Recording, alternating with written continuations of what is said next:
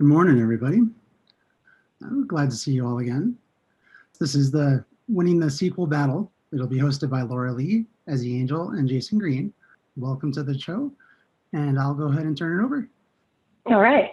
So it looks like it's 9:30 on the dot on my clock here. So welcome to Winning the SQL Battle, going with the theme of the slaying the data monsters. This I kind of consider this a SQL 201 session, so it's really geared for people who are a little conversant in SQL, all the way up to the seasoned pro who's looking to get some tips and tricks for working with Redshift, which we're moving to in the data warehouse. We are from UTO's data intelligence team, and we've designed this session to have topics of interest, hopefully for everybody. Some things that may be completely new, some things that might be familiar. And in particular, we've inserted, I think, at least 3 specific targeted tips and tricks embedded in each one of our presentations that you will hopefully find handy in the next 6 to 9 months. As far as introductions, I'm Laura Lee. I've been doing SQL on and off for 25 years now, including on DB2, Oracle, Sybase, as well as Redshift now. Originally in application development and more recently in data warehousing. I've been at ASU for 19 years, initially for a grant-funded research project. And for the last 15 years, I've been developing on ASU's data warehouse, spanning 3 generations of the data warehouse. And then Ezzy Angel, she is a developer in UTO's data engineering chapter. She's been doing database development, T-SQL, and stored procedures for 12 years now. And she's primarily worked on enrichment processes where raw data is transformed to make it more usable. And Jason Green, he says he's done most things in the office, from pulling data cables through the ceiling to now wrestling SQL monsters. He finds great satisfaction in taming and tuning catastrophes, and he moonlights as the director of the data warehouse. So we wanted to first do a little poll for all you guys, just to kind of figure out where people are today in terms of your SQL skills. Not that we can completely adjust our Google Slides, but to kind of help us know where we might want to focus. So I'm going to put a poll up. So today, what level of SQL warrior do you consider yourself? So it looks like we definitely have some people who are wobbling and toddlers. Okay, lots of people who are familiar and proficient, and several who are at the university level. Someone's a PhD. I think the poll is anonymous, by the way, so you can feel free to answer however you like. All right, I'm gonna end the poll. Looks like we got 90% of people voting. That's not bad. And here are the results. So we've got a good smattering here, but definitely some people that are pretty new and a good number that have worked with SQL a little bit. So this session, Winning the SQL Battle, you've probably read this because you showed up, but we are here to help together join the crusade to help battle unruly, slow-performing SQL. And in addition to that, some tips and tricks, we also are going to talk a little bit about the move to Redshift and some lessons that we've learned along the way and that hopefully will help you as well in the coming months. Okay, so I'm going to talk a little bit about some general ideas, and this can really apply. It's not really specific to SQL necessarily. It's really any language that you might write in, including just in English or whatever your written language is. So as with all language, SQL is much more useful when it is readable, coherent, and organized. And so you want to use spacing and indentation and your parentheses wisely to make it readable and legible and to ensure that it's going to have a good, long, healthy life. So you want to organize it so that your query can be understood and so that other people are able to also support it in the future.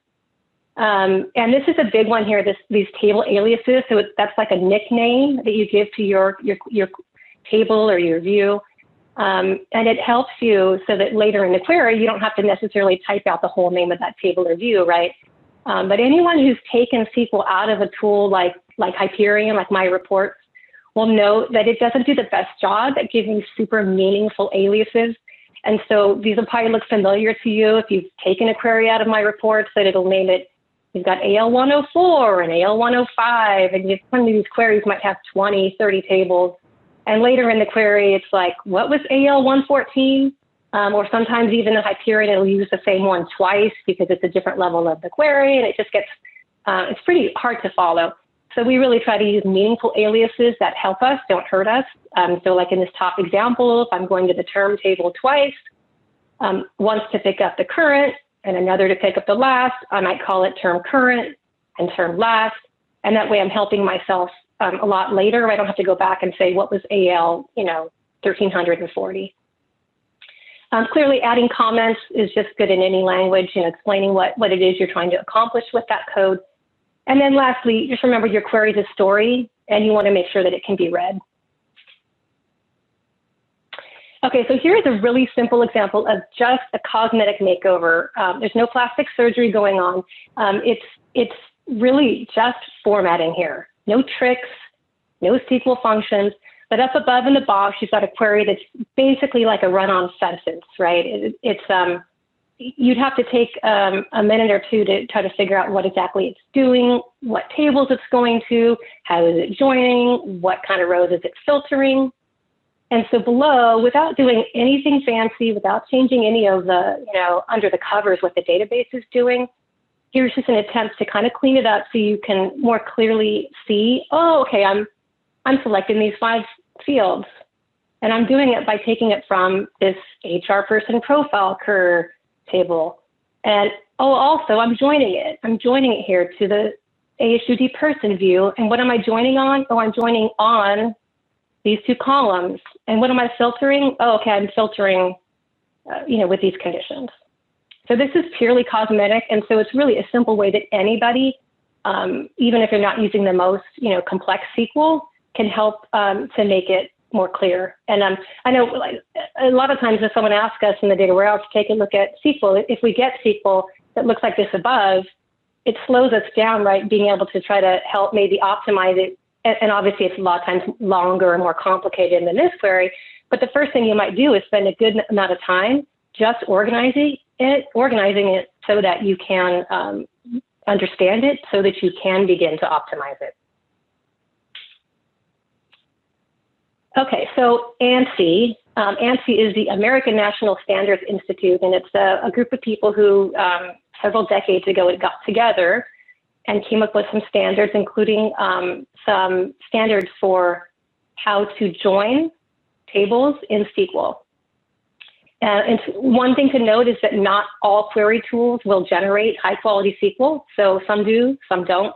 And that for the data warehouse, for our production SQL, we require ANSI style joins, and I'm going to explain why. And another example is like with Hyperion, my reports, it does not necessarily, or maybe even ever, produce ANSI joins. And so if you use it to produce your SQL, there's a little bit of work to do to kind of engineer it in a way that would make it ANSI compliant. So the most critical thing we look for is to use the joins and the filters for what they're intended for. So you want to distinguish in your SQL your joins from your filters. So you use explicit join condition, literally the word join, with the on, and the on is what you use to define your join condition. So if you're joining the student enrollment table to the person table, you're going to say student enrollment, join, person, on, and on explicitly tells the reader and the database which columns are going to join those 2 objects. And then the where clause is where we want to define our filters. So if we only wanted first-time freshmen, then we would put that into our where clause. But what we do not like to see in the where clause, because it can really cloud the clarity of your query, is to stuff your join conditions into the where clause. And I'm going to show an example of that later. But it can make it, especially with the more complicated queries, it can make it pretty hard to tell what the difference between the joins and the filters. And then this last item seems pretty obvious, but it's very helpful. which is to list your primary table or tables first, and then follow that with your co-tables or your supporting tables. So if you are going to say a student enrollment table, and because that's what you're trying to get, but you also want to find out maybe the student's home state, and maybe you also want to pick up the description of that state. So you want AZ and the word Arizona. So your primary table you would list as student enrollment, and then list whatever table is going to get you your home state, and then go out to the state table and pick up that description. And so what that does is when someone's reading it, if you list the state table first, when you look at it, sometimes it's like, oh, this is a state. This is queries about the states. That's going to be interesting. I'm going to learn about states and the population. And no, it helps tell that story better if you've listed it in the order of kind of telling the business story of what that query is doing. It just helps the person who's trying to either understand it or maintain it or optimize it to more quickly understand the business rules behind the joins. Okay, so here's a fun example. This is a real life example. Unlike others, I did not have to make this up. It is a PeopleSoft view. It is not one that ASU developed, so don't, no hard feelings. But we took this earlier this year to try to convert it into Redshift. And I actually have a Google Doc out here with the view itself, but here's a snippet on the right. So just take a look at it. I have 4 things here that I'm going to pop up of things that I think, that I would do differently and that kind of go along with some of the things I've just talked about, that I would do differently if I were trying to make this query more coherent, organized, and optimized. So just in your mind, there's no survey. Think about what you might do differently here.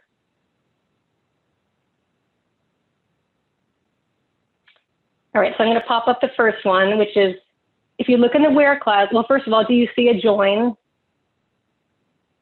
Yeah, there's no join clause at all, right? So the where condition here contains both the joins, which are all these, institution equals institution, but it also has filters down here, like the program status is, ACAD. And so it makes it, difficult to dissect, where are the joins? How are we joining the different tables versus where are we just filtering and saying we only want these certain records? Okay, another one is the tables are not listed in any particular order. So again, it's not easy for me to really dissect the business story behind what this query is trying to do. The table aliases, again, kind of a pet peeve thing, but here, I don't know, K is PS student car term, okay. And for shorter queries, maybe it's not so hard to remember, but you get these queries that are hundreds of lines long. It is really helpful just to call that, maybe you call it, prog or something rather than L. And the other thing, and this was the showstopper for me and even trying to convert this PeopleSoft view, was that the joins are very scattered and they're disorganized. And when I looked at it, I think they're actually not even complete or accurate. And they're just super willy-nilly, B's joining to L and then K's going to B. And I actually couldn't quite understand what the business rules were for how you join these tables. So there you go. And if somebody wants a little practice project, maybe take this and see if you want to rewrite it, and we'll put that in Redshift. Okay, so here's a very handy clause. It's in Oracle and Redshift and some other databases. It's called with. And basically what it is, it can look a little bit intimidating at first, but within like 5 minutes, you'll probably love it. So the with clause is basically a subquery that you define in your query and you give it a name. So I can call it Laura, I can call it, current terms, whatever. And I can use it and reuse it in various parts of my query. So it helps to be organized. So it's kind of like, it's almost like if you do, any kind of programming in whatever, Java or Python, it's like declaring it up front. You're kind of declaring the subquery and then you're defining what goes in it. And it's efficient because the database, so whether it's, SQL Server or whatever, can basically run that query, store the results almost like a little temporary table, and then keep reusing it rather than having to go out each time and go calculate those results over and over. and it makes your query less bulky. So you've defined it once, and you can just refer to it. You know, if I call it Laura, I can just keep saying from Laura, from Laura, from Laura over and over again. And it's, you know, having lines of code, like lots of lines of code, is not a badge of honor. You know, having short code that's efficient is much more impressive than saying, you know, I've got a really great query, it's 1,000 lines. And it avoids duplicating logic, right? So if I am defining current term, and I've got that up front, and I call it, you know, with current term, then I've only defined it once. And later someone comes back and says, oh, you know what, current doesn't mean that. I want current to include through 21st day. And you have to add in, you know, where clause, where the day is whatever. You've only got that in one spot. So there's less risk of the fact that later you might forget to change it in all the locations that logic is included. So here's an example of a simple use of the with clause. So up front here, we've basically said with, and we've called it department count. And inside of these parentheses, we've just done a little subquery that does, you know, really encapsulates all the logic for what department count means in the context of this query. And I can change it right over time. Someone says, oh, it's not just do not use, it's also, you know, do not dare use. You know, I can include that here. And below in my main query, all I have to do is just join to it. So I've joined to department count here twice. And so in this case, this was Redshift. You know, Redshift is going to go out at the very beginning where it runs a query. It's going to go figure out and store in memory this department count, like almost temp table. And then it's just going to use it and reuse it as it goes through the query.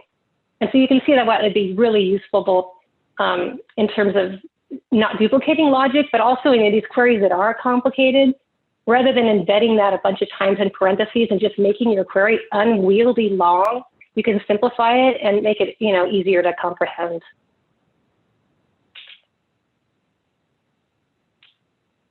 Okay, so streamlining, and I see some questions are popping up. I can't quite see it, but I think we're going to try to answer those at the end. And if not, we can try to get back to you offline. Okay, so this is another big one, and I know Jason has some pet peeves here too, but I'm doing this presentation, so I'm going to talk about some of mine, and he can chime in later.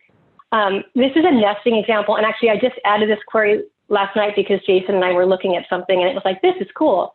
And actually, I think this is in Redshift. I actually don't think Oracle does this, but it's a really cool trick, or not really a trick, but a tip. So you look on the left, and I'm sure we've all done this if we've written queries, right? You have a nested query. So you've got one inner query, and it does something, and it calculates some certain things. And then you wrap that with another query that then uses that thing you calculated to do some other calculation, right? So here in this fake example, you know, I've gone to the produce table, and I got all the fruit, and I wanted to do a count of all the apples, the oranges, and the mangoes. But then I wanted to do a percentage, so I wrapped a query around it, and I figured out my percentage of apples and oranges and mangoes, and it works. It produces the right answer. But in Redshift, anyway, you actually can declare that and calculate that apple count and your orange count in the query, and then you can immediately use it within that same query. So it does the same thing, but you've avoided the nested query, and you've reduced the bulk, and you've simplified your query. So this is, we actually literally, I guess it was 2 nights ago, used this, and it was, it really simplified a query we were working with in Redshift. And here's another streamlining example. This is a real life example. Actually, I'm going to bring it up in Google Docs. Let's see if this works. So this is an actual query we were asked to take a look at. And the basic gist of it is it goes out 3 times and it gets 3 chunks of data. So call it A, B, and C. So the first set of data it's pulling, it's from the same table, this payroll expenditures. It's going to pull out a certain type of payroll expenditure. So it's pulling out these certain types of adjustments. And then it goes out to, you know, data set B and gets from the same table, it gets some personnel expenses. And then data set C, it goes out to the same table and gets some ERE expenses. but the person wants to have them all together, so they put it together with a union, which, by the way, Ezzy's going to talk about later, but probably could have been a union all and been more efficient. But you can see here a couple things, right? First of all, it's going out to the same table 3 times. From a database perspective, that may not be the most efficient, 3 separate queries. It's also, if you look in here, it is embedding logic about what is considered the current fiscal year, which if you've worked with financial data, you know that what's the current fiscal year isn't necessarily a stable definition. That when the fiscal year changes, if it's June or July, one person may consider a different definition. And so that logic actually ended up changing, which is one of the reasons this came up in this query, because it got modified in one place, but maybe didn't get modified in another. So there's a couple of things here with this query that we looked at changing, which simplified it quite a bit. So in the original query, it used 3 different select statements, right? And we saw that the union being used to stitch those together after the fact. So going out to the database 3 times, getting A, B, and C, and then stitching them together. And we saw that it also had repeated that logic 3 times of what was meant by current fiscal year. So below, I'm going to show a streamlined query where we simplified it to use just one query, and we used case statements then to handle the differences between A, B, and C. And then we used that with clause that we talked about earlier to define what current meant. So it's faster because the database is just going out once to that table. It's less bulky in terms of the code, and it'll be easier to maintain with that with clause. So here's the different query. So you can see up front, we said, oh, okay, with current year, and here's the definition. And if somebody comes back later and needs to change that, they're just changing it in this one place. And then instead of the 3 queries in the union, we've added a case statement here that says, oh, okay, well, if it was these certain types of spending categories, then we're going to, call it adjustments and so on. So basically, there's a case statement taking the place of the 3 queries with the union.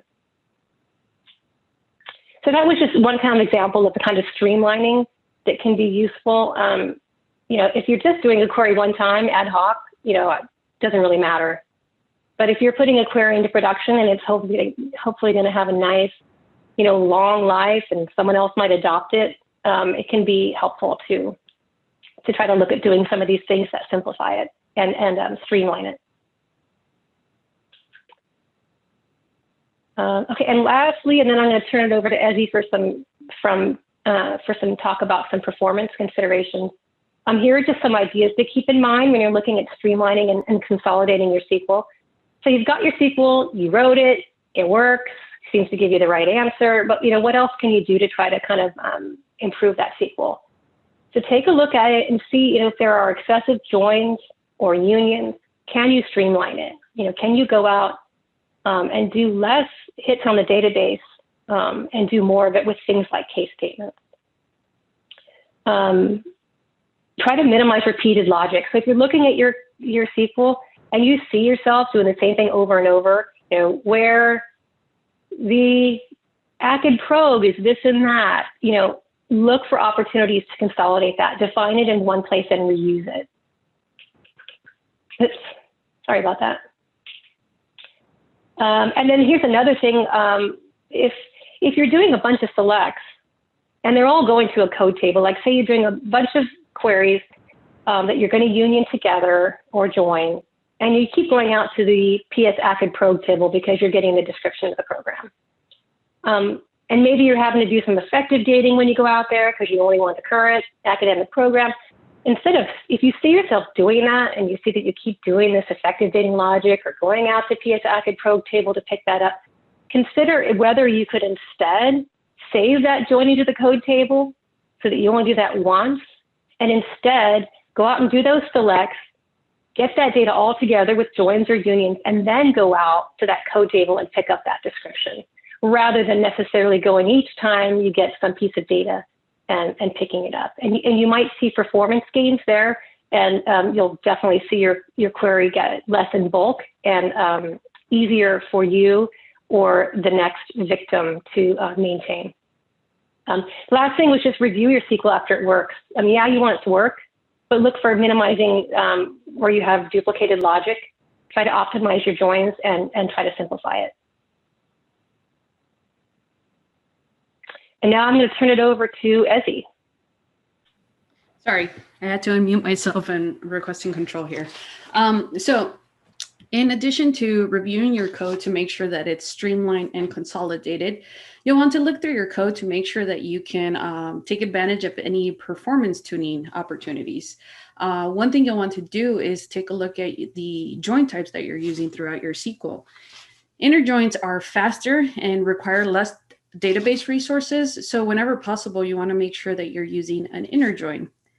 And you can use table relationships to determine the appropriate join type to use. So for example, if you have two tables that are a one-to-one relationship, meaning if a row exists in one table, there's a corresponding row in the second table, then you can go ahead and use an inner join for these tables.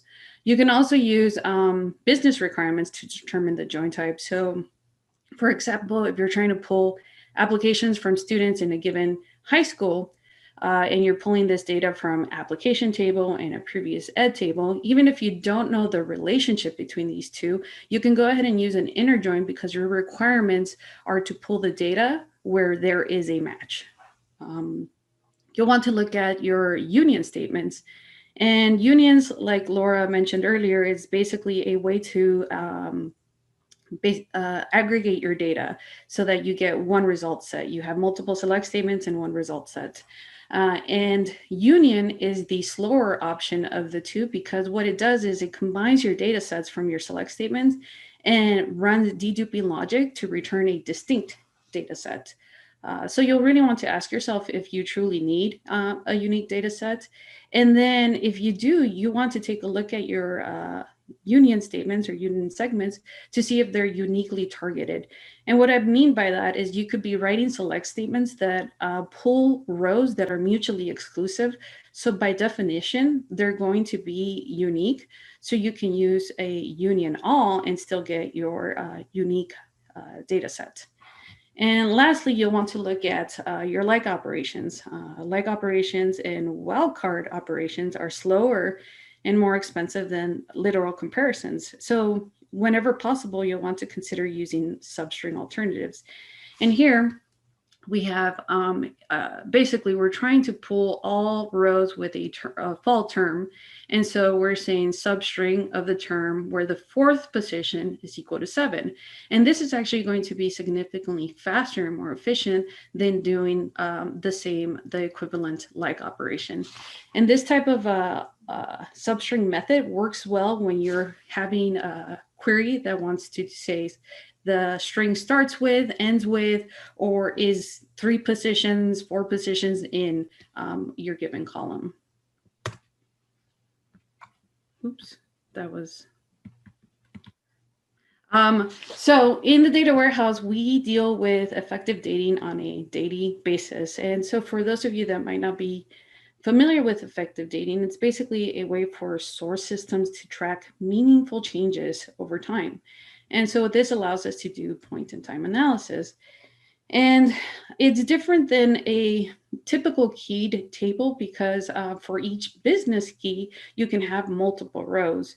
So in this example, we have ample ID and application and status. And so if the status for this particular application were to change, instead of simply overwriting that row in effective dated tables, we append a row in with the date which this row is effective. So over time, you can see the application's statuses as it went through our admissions process and which status was effective during what time. Now, this leads to a little bit of a complicated query when you're trying to just pull the latest row or a particular row of your effective data. In this example, we have a very common way to do effective dating logic where we're joining 2 different tables, one of which is effective dated. So we want to get the current data. So we run a max effective date and then pass that effective date into a max effective sequence logic. And then these are the columns that basically tell it how to group the data to return the max. And here we have an example of how this would work. Basically, for this data set, we have two applications. And when we run the max effective date logic, we can see for this application, the max date is July 30th, and for this application is October 9th. Once we have our max date, we can go ahead and return the results for the max sequence, which again, for this one is 2. And for this is just the 1 row, so it's 1. So our results will include those 2 rows. Now let's say that we forget to include application number in our subqueries, our effective date and sequence subqueries. Now, what will happen is your data set, because you're no longer using application number to distinguish these groupings, it's going to consider all 4 of these with matching attributes here as part of the same grouping. So when max effective date logic runs, it says, okay, 7:30 is my max date, then max sequence is 2, and this query will just return the 1 row. So whenever we're writing this type of effective dating, you really want to make sure that your subqueries, that you pay attention to what you're passing in there, and that you're doing everything with meaning and purpose. This type of query returns accurate results, given the if you actually put in the right criteria. It returns accurate results and it runs relatively quickly for smaller data sets. So things like applications that typically operate on a single MPL ID or application at a time can really take advantage of this type of query structure to run effective dating logic. However, we start to see some performance degradation with larger data sets. And in the data warehouse, we've actually transitioned to using a different method of effective dating, which includes row number analytic function. And so this query is functionally the same as the previous query and will return the same results, but it runs significantly quicker with a larger data set. And what row number does is it basically enumerates your rows, your result set. And it does this by using these 2 keywords, partition by and order by. And so if we have our example again, partition by tells it how to group your rows, and order by tells it to sort the data. In this case, we're sorting by effective date in descending order and effective sequence in descending order. Once the data is partitioned and ordered, the row number is applied. So here we 1, 2, and then we have a new group. So the numbering starts back at 1 and so forth. And all of your rows get a nifty little row number.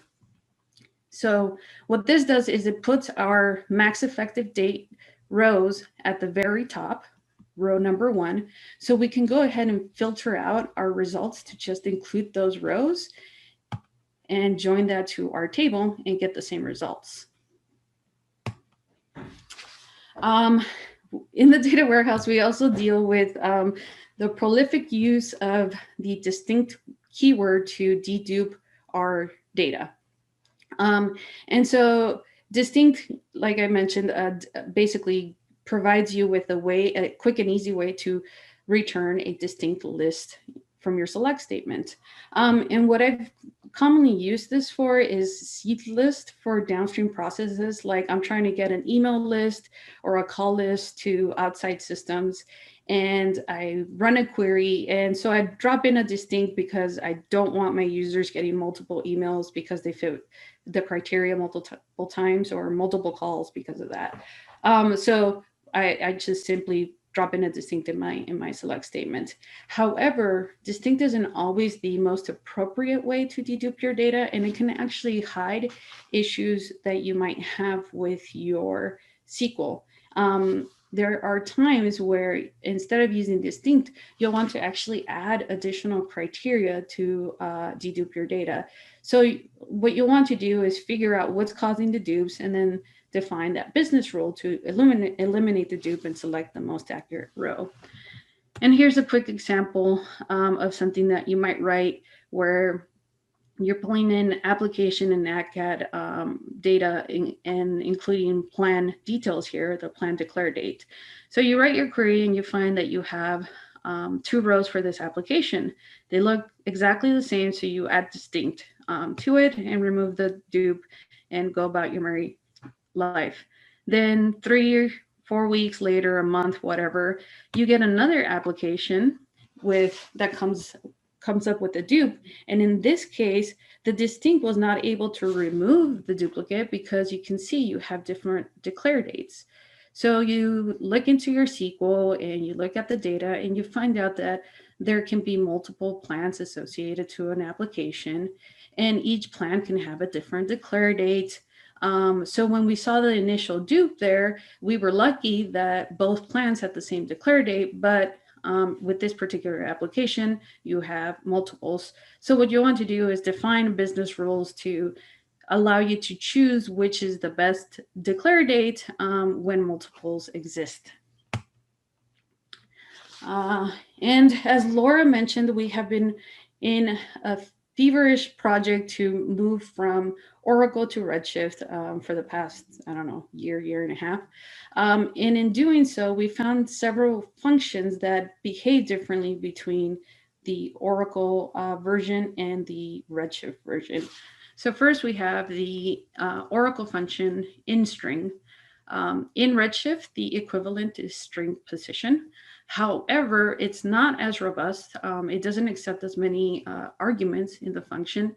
So depending on your use case for your Oracle SQL, the conversion may not be as straightforward as just renaming the function. Null value lookup, or NVL, exists in both systems. In Oracle, it's a bit more robust. Sorry, in Redshift, it's a bit more robust, has more arguments, and it's actually synonymous with the coalesce function.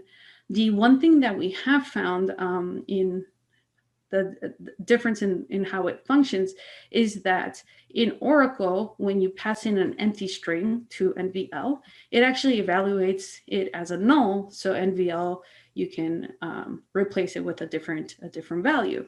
But this is not the case for Redshift. So if you pass an empty string into Oracle NVL and an empty string into Redshift NVL, you're going to get different results. And it's just something to be aware of. Then we have substring. In Redshift, the function is actually substring spelled out. And the one difference that we found is that in Oracle, it allows for a negative number in the length, and this returns a null. Whereas in Redshift, if you pass in a negative number, it will produce an error and your query will not execute. And then we also have the toChar function, which basically just makes the second argument, the data format, required for the Redshift version of this function. We've also found that divisions, and specifically division operations on integers, produce different results in Oracle versus Redshift.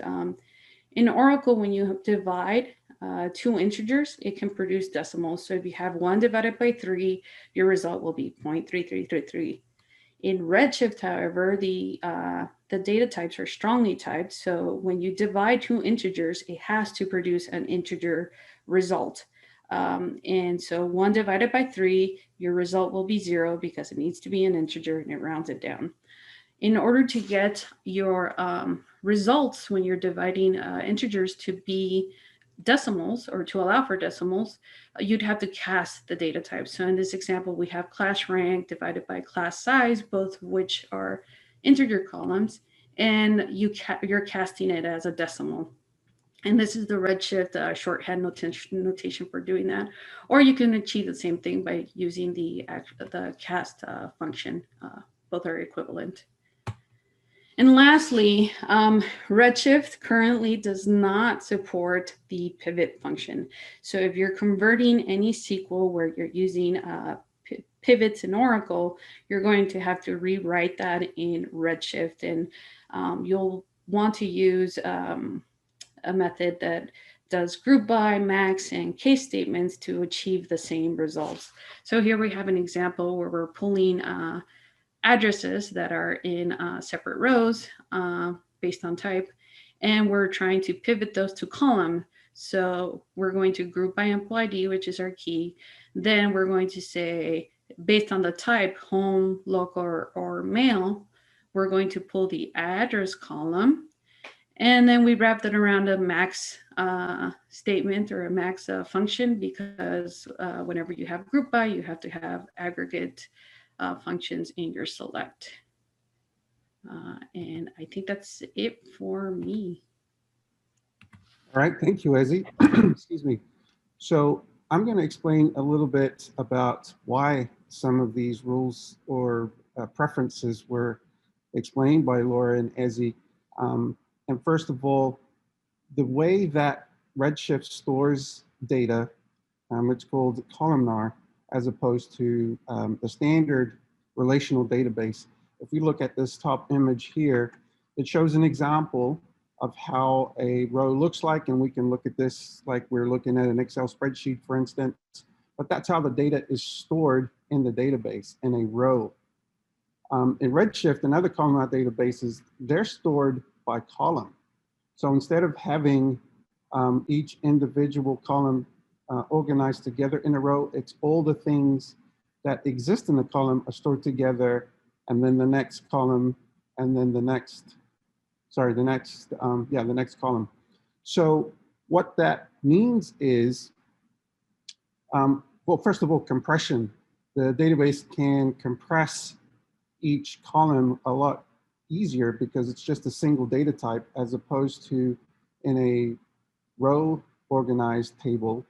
The columns are different. You've got integers and characters, and you can have dates and all sorts of things in there. So compression works really well. There are no indexes in Redshift and most columnar databases, but all the columns are organized together. So I wouldn't say that all columns are already indexed, but retrieval and filtering becomes a lot easier because of this. Now, one thing that becomes important is being selective. So when you query a table, when you're doing discovery, it's okay to do the select star. But if we look at this first example here, select star from this particular table, there's 1.5 billion rows that's going to come up. And so what we want you to do also is limit the number of rows that you get back. I'll come to selective. So limit the number of rows. In some tools and applications, especially if you're using it for the first time, and you run this without the limit, it's going to return or attempt to return all 1.5 billion rows of this particular table if you were to run this query. And that would cause problems usually in the workspaces, for instance. But if you put that limit, it will show you the data, but just the first 500 rows. And that becomes useful, especially during discovery. Obviously, once you've done your discovery and you're perfecting your SQL and you've got it ready, then you don't need to have that limit on it. But the selectiveness makes a difference, especially in this columnar form, because if I only want customer ID, last name and gender, for instance, Redshift only has to pull up those columns and they're stored together. So they come back a lot quicker.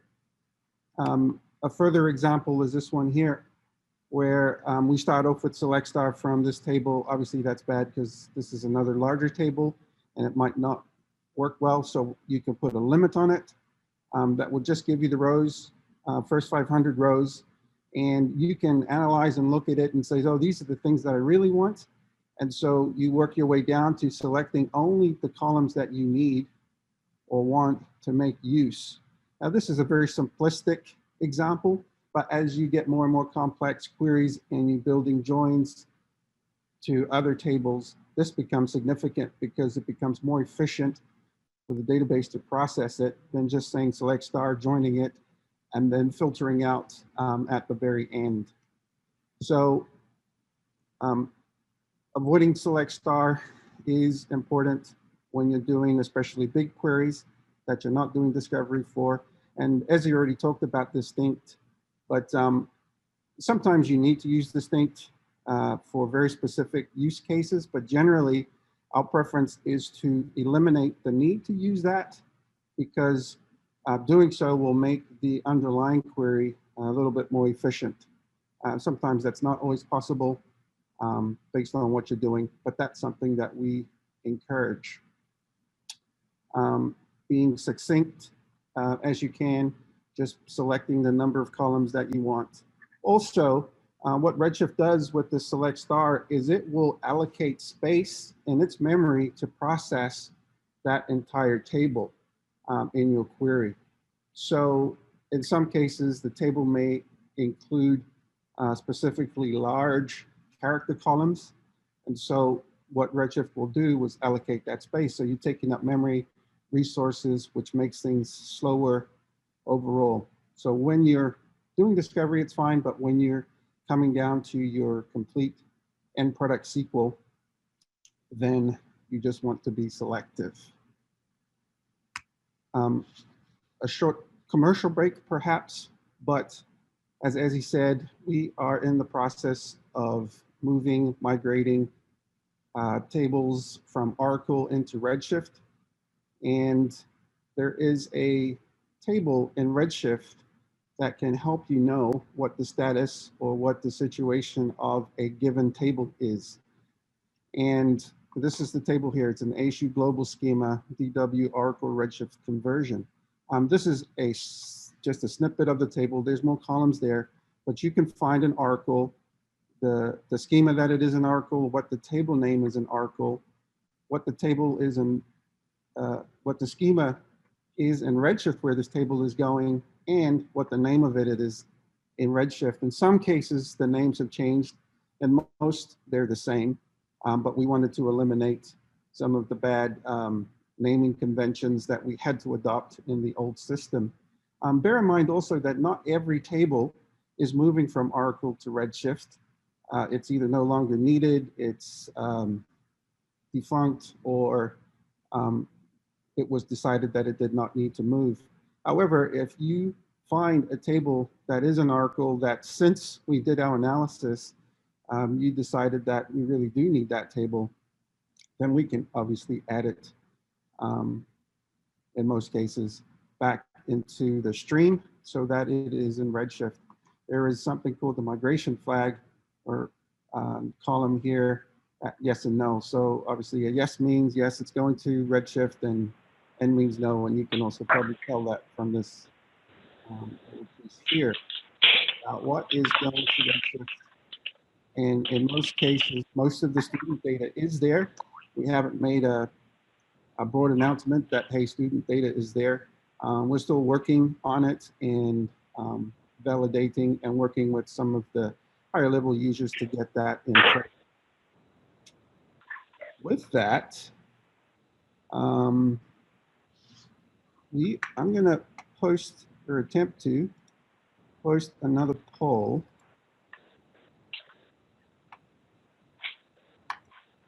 And while that poll is posting, or while you are responding to that poll, I believe it is time for us to take questions.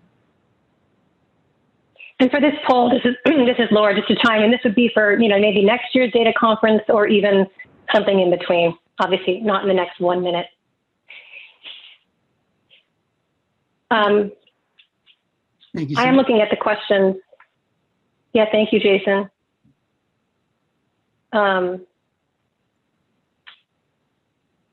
Yeah, people talked about the fact that, yeah, with the formatting, you can, well, Jennifer said you can kind of lose that formatting from tool to tool, and that's true. And Sean pointed out that in a lot of tools, there's an option where you can take SQL and it'll do formatting for you, which is handy. I have used that too. And like I think Jennifer pointed out, sometimes it doesn't quite format it like you like, but it oftentimes is at least better than maybe what you got. Let's see, people are learning. That is awesome. Oh, and Emily pointed out with clauses are sometimes called CTEs, common table expressions. Yep, thank you for that. Jennifer had a question about the with clause. What are the practices for order? Should they be all up front? I think most places they have to be up front. It's kind of like declaring a variable. Although I guess if you had a lot of, maybe if you had an embedded subquery, you could do it deep within. I think that's what it was. But yeah. I had to go back and dig it up, but that was what threw me off, was it was buried way down. So I think if I combined your second best practice, you know, if I started there, I probably would have ended up with the with clause at the top. Gotcha. Oh, Jared was asking if it was difficult to get used to rows versus columns, so relational versus columnar. Yeah, it's definitely a paradigm shift. Maybe not so much with like basic, you know, just select star from, although I guess we try to avoid star. But certainly from a developer standpoint, if you're creating tables or the bad word views, there are very different considerations when you create a table because it's just stored differently. So you have to think about different things. Even when you're doing that create statement, it's, you know, how am I going to distribute that data? How do I want to sort it? How is it being stored? I don't know, Jason, or Ezzy, do you have? Yeah. So one thing, it makes it a lot easier for consumption when you're writing a query. They are generally, especially on large tables, a lot quicker.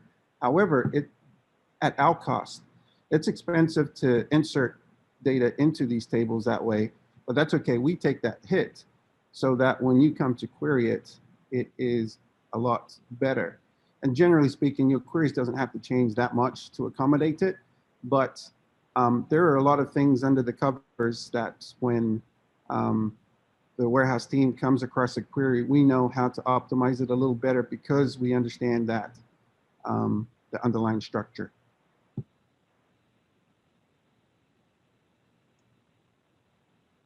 And there are the poll results. Looks like performance tuning. People want their queries faster and they want higher quality. Yay! And they'd like tips and tricks. And then a good 21% want the basics, effective dating, and joining and filters. Shelley wants to know why views are a bad word. You want to take that, Ezzy? I can try, yeah. So in Redshift, we have this idea of two types of views. There are late binding views and no binding. And so the issue we have with late binding views is that we need to change any tables used by that view. We have to then back up the DDL of the view, drop the view, make the change to the table, and then recreate the view. So as far as maintenance is concerned, if you're production and source systems change their column length, now you're having to do all of this DDL changes middle of the night, whereas in Oracle, we didn't have the same type of maintenance issues with views. So yeah, they're a bit of a pain to deal with. Yeah. And I just wanted to clarify there. I think you used the word late binding view, but I think you meant the other way. That the late binding views they don't bind, but the regular views are what they have such tight dependency that they require a lot of babysitting. And as a lot of you know, sometimes we have production errors in the middle of the night. We have developers who get up and deal with those.